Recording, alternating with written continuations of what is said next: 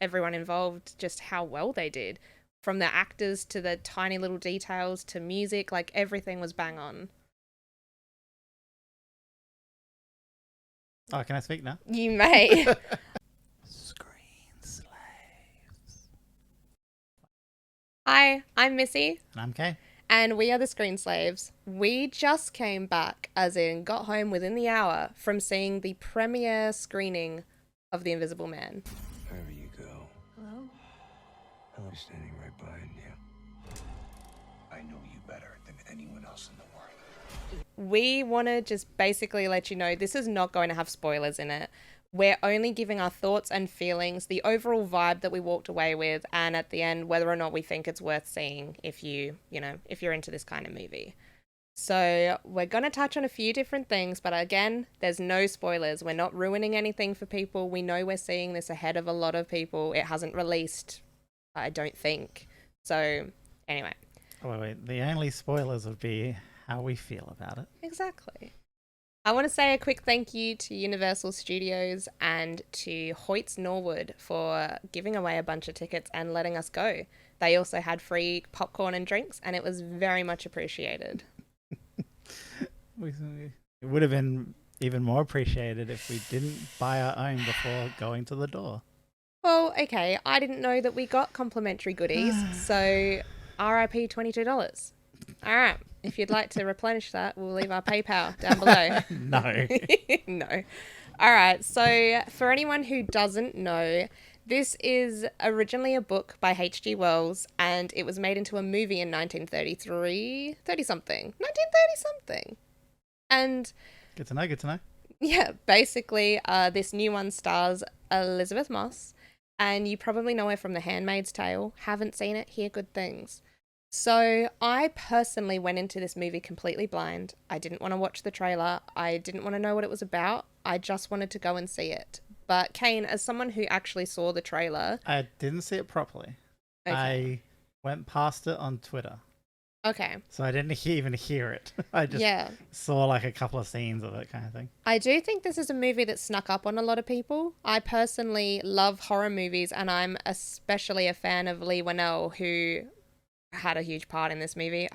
I'm so sorry. I forget if you wrote and directed or just directed or wrote. But basically, I'm normally a huge fan, and I see when there's new projects coming out. I somehow missed this. Yeah, we saw that one story about, I think it was her cast. Yeah, we saw her get cast. and We then saw that like was a like it. a promo honestly. picture maybe, Yeah. and then nothing, and all of a sudden there was a trailer and it was ready.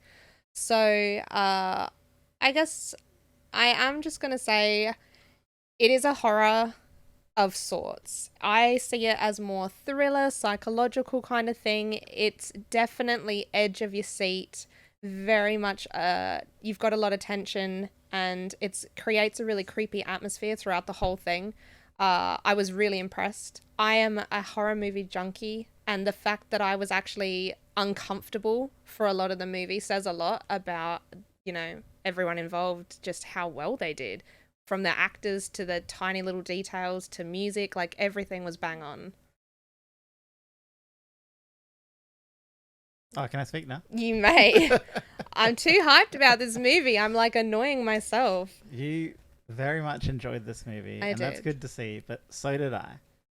For me, I also enjoyed the movie.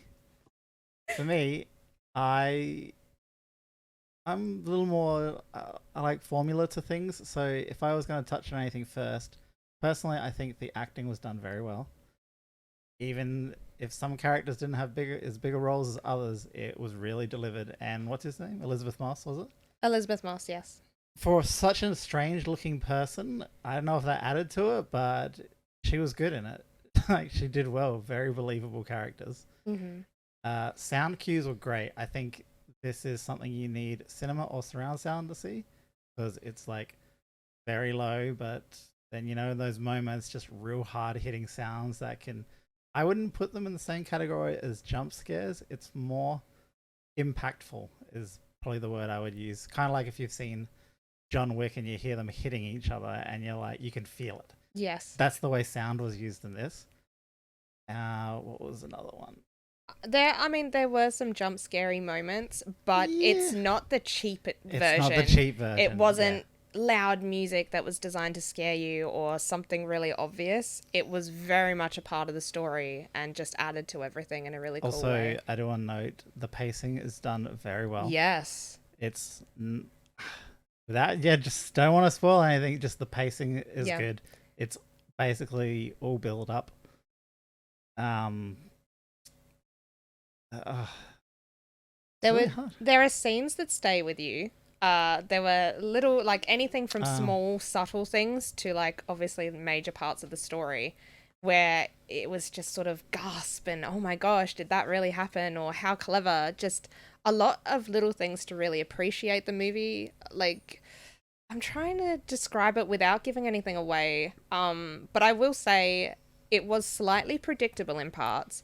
But you know how there's yeah. a difference between bad predictable, where it takes away from the movie for you, and good predictable, where you're like, I hope this happens. I feel like it's leading to this. Yeah, It all felt because good. everything set up this, so it kind of makes sense for this to happen. Yeah. And that's, it didn't feel like a disappointing, oh, I've guessed the ending. It felt like, ooh, it's all leading to this and it's all building up.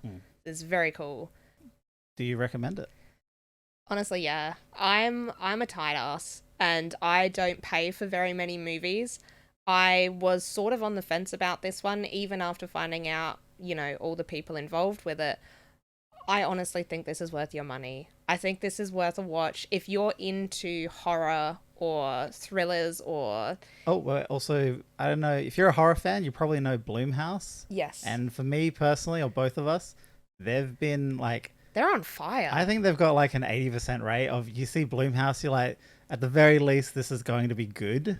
Like, how old did you say The Invisible Man was? Because for like, what would you call it? A remake or retelling, it's done very well. Yeah, and I especially like, it's a new take on an old story. Not giving anything away, but I just want to say that obviously the original book is going to be very different to what you're seeing on film, and even when you consider the movie from the 30s, it's very different. There is a unique take on it, so if you're familiar with the book or the original movie, I think you will see this and still be surprised and enjoy it. All right. Final thought then? Do you recommend it? Very much so. Like, I'd love to watch this again. I would thinking like to about, watch it again. I think I'd want to go with our friends, like perhaps part of the podcast, or maybe even just go with my mum or something. I really want to go and see it again and see if I still get that feeling, when you're sitting in there and you're like, ooh, no, ah. It's really cool. For me, I recommend it if you are a horror thriller fan. Yes. Like, or just say thriller. It's not slasher, and you're not going in to the way some people think of horrors. It's suspenseful, thrilling. Yeah, and if not, I still reckon it's worth seeing at the very least. I'll rent it, I'll buy it. I think you should see this movie. Yeah, and I would definitely suggest doing it in the cinema. It's hard to gush about a movie without giving anything away, but I hope we've succeeded. I hope we've...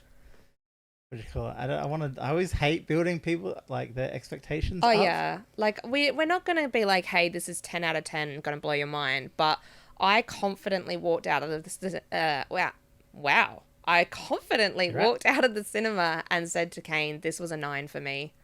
Like, possibly a 9.5. This was just really enjoyable. So, you did good. On a more realistic scale, it's easily 7 up. I would personally put it at an 8, but like I said, at the very least, I don't think someone can go into this movie and just say this is dumb. Yeah, they have to see it for what it is. It's a good movie. Regardless. You're not going to say that it's boring, and if you do, you're bad at watching movies. So you're a bad person. You get some help for that. Look, if you're going to go see it, leave us a comment. If you have seen it, let us know what you think. I'd really like to know if everyone got the same kind of feelings, like the heebie-jeebies from this. The heebie-jeebies. Also, one last thing before we go, other than, of course, like, favorite, subscribe, because you know you want to. XOXO Gossip Girl. I'd just like to say Leigh Whannell is Australian, and I was really surprised. I never realised that about him, And it was really exciting to see a movie of this quality coming from an Did Australian. you say what other stuff he did? So, just quickly, he wrote Insidious and Saw and a couple of other big ones, and he also directed Insidious 3 and Upgrade. And if you haven't seen Upgrade from 2018, brilliant. Like, so It's good. not a horror. It's but not. It's good. It's like sci-fi, yeah. action, whatever.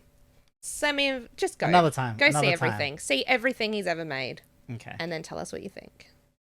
All right. All right. So until next time. Bye.